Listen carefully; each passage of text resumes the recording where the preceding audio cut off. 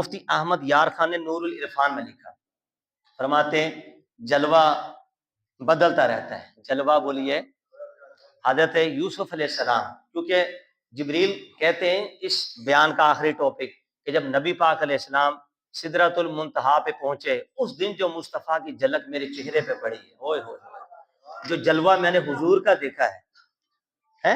اب ذرا اس کو سنیے گا، صرف 2-3 الفاظ تو بہت ہیں، 2-3 منٹ کے اندر۔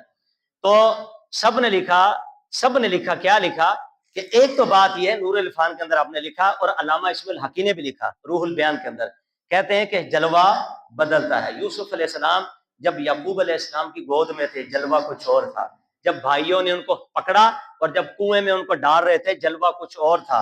اور جس وقت انہوں نے بہت ہی کم داموں کے اندر یوسف علیہ السلام کو آگے قافلے کے یہاں بیچ دیا، کم دامن گھٹیا قیمت کے اندر، اس ٹائم یوسف علیہ السلام کا جلوہ کچھ اور تھا حضرت۔ اور پھر جب مصر میں گئے اور بک رہے تھے، 5 مرتبہ ان کو تولا گیا، اور کہتے ہیں اس وقت یوسف علیہ السلام کی عمر مبارک 13 سال تھی، وزن آپ کا 5 من تھا۔ کبھی آپ کو چاندی سے تولتے، کبھی آپ کو سونے سے تولتے، کبھی آپ کو کستوری سے تولتے، کبھی آپ کو ریشم سے تولتے۔ اس وقت جلوہ کچھ اور تھا۔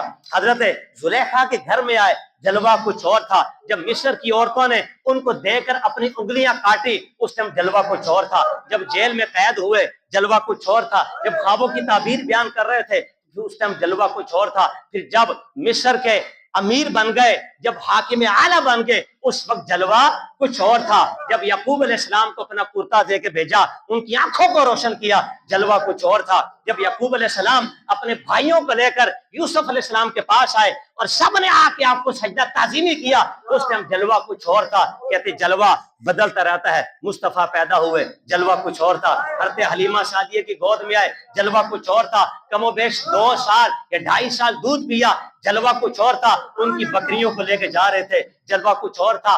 آسمان سے بادل کا سایہ فگن کرنا، جلوہ مصطفیٰ کا کچھ اور تھا۔ 4 بار شق صدر ہوا، ارے جلوہ کچھ اور تھا۔ مصطفیٰ مکے میں رہے، جلوہ کچھ اور تھا۔ مصطفیٰ مدینے میں رہے، جلوہ کچھ اور تھا۔ قرآن اترتے رہے، قرآن کی آیات اترتے رہی، مصطفیٰ کا جلوہ کچھ اور تھا۔ کبھی غار شور میں ہے، جلوہ کچھ اور ہے۔ غار ہیرا میں ہے، جلوہ کچھ اور ہے۔ تبلیغ دین کے لیے نکلے، جلوہ کچھ اور تھا۔ مقام صفا پہ مولا علی کی گود میں سر رکھ کے آرام کرتے ہیں، تو جلوہ کچھ اور ہے۔ جب ڈوبے ہوئے سورج کو پلٹا کے وقت عصر میں لاتے ہیں، تب مصطفیٰ کا جلوہ کچھ اور تھا۔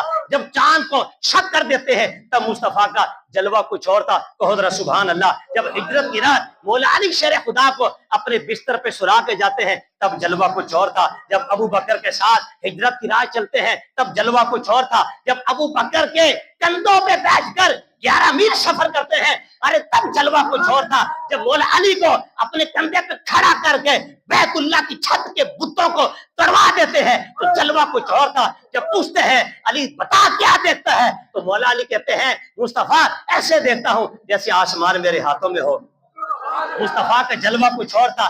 جلوے بدلتے رہتے ہیں۔ پھر جب مدینے میں پہنچے اور وہاں کی عورتوں نے استقبال کیا اور کہا طلع البدر علینا من ثنیات الوداع وجب الشکر علینا ما دعا للہ دا۔ مصطفیٰ کا جلوہ کچھ اور تھا۔ جب غزوات میں شرکت کرتے، مصطفیٰ کا جلوہ کچھ اور تھا۔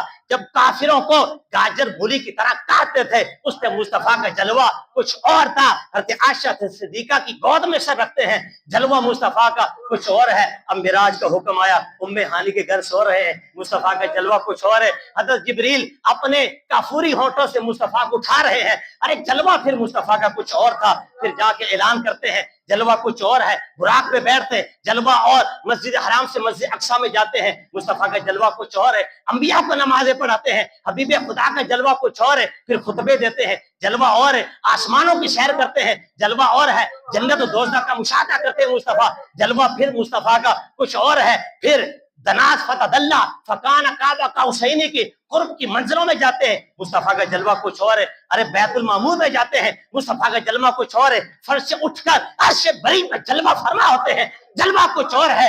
رب کی 1000 پکار پر رب آگے قدم اٹھا کے بڑھتے ہیں، جلوہ کچھ اور ہے۔ 90,000 باتوں کو سنتے ہیں، جلوہ کچھ اور ہے۔